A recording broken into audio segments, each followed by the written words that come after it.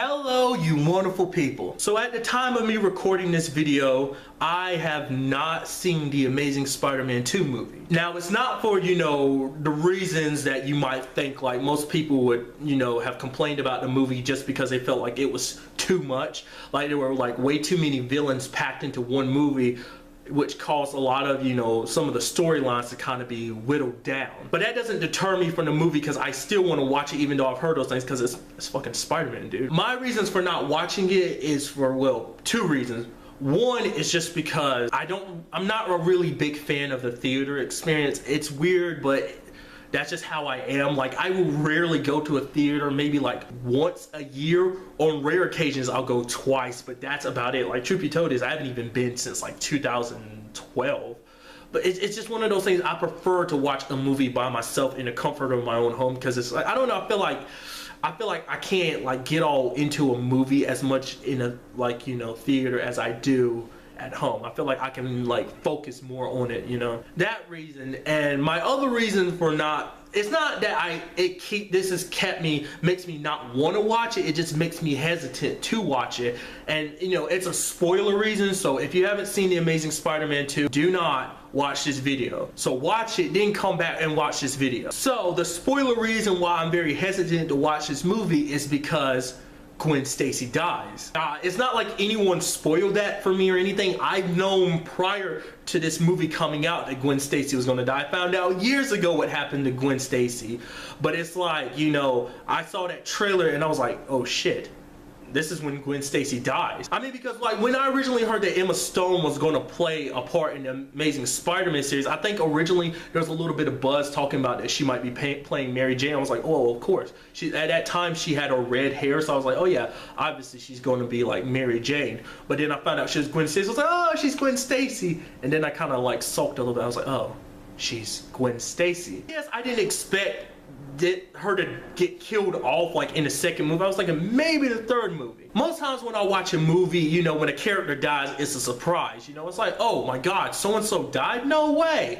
But for this, prior to me seeing the movie, I already know what happens to Gwen just because of prior knowledge of, Spider-Man. I haven't looked too deeply into it, but I don't know if she dies the exact same way she does in the comic book. Her death is kind of effed up and brutal in the comic books, and I feel like they wouldn't necessarily translate that to like, the movie. For those of you who don't know, basically how Gwen dies in the comic book, a situation happens and she's basically falling to her death, and Spidey tries to catch her with webbing, but when he grabs her with the web, like it causes her body to stop so sudden because she's moving at such a fast speed, it causes her neck to break. Pretty fucked up way to die, right? Especially, in the Spidey sense, because it's like you're trying to save your girlfriend and you inadvertently kill her.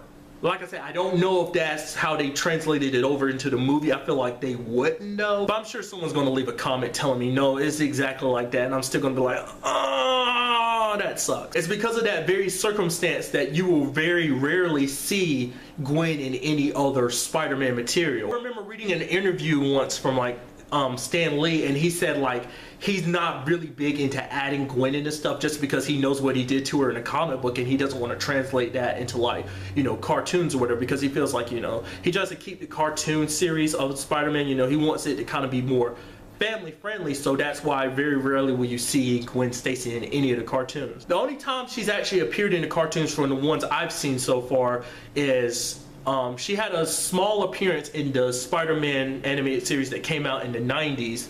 It was basically like an alternate universe where the Peter of that alternate universe was with this girl Gwen Stacy instead of Mary Jane. And another time she appears in the it was only 2 seasons, but it was a more recent animated series called The Spectacular Spider-Man. It showed Peter, Harry and Gwen, but they're kind of like in their younger years. I think they're like freshmen in high school. I don't want anyone to think I'm not going to watch this movie, because I am going to watch it because I am a huge Spider-Man fan. I'm just saying, like, these are reasons why I was kind of reserved. No, it's so sad, but I know that just adds more to the movie, adds more feel to the movie, I guess. My question to you guys is, has that ever happened to you? Like, has, having read like a book or a comic book ahead of time and knowing that a certain character dies, has that ever deterred you from watching a certain, you know, season of a TV show or like a certain movie because you know it's like, oh, I already know that character is going to die and I don't want to see them die on screen?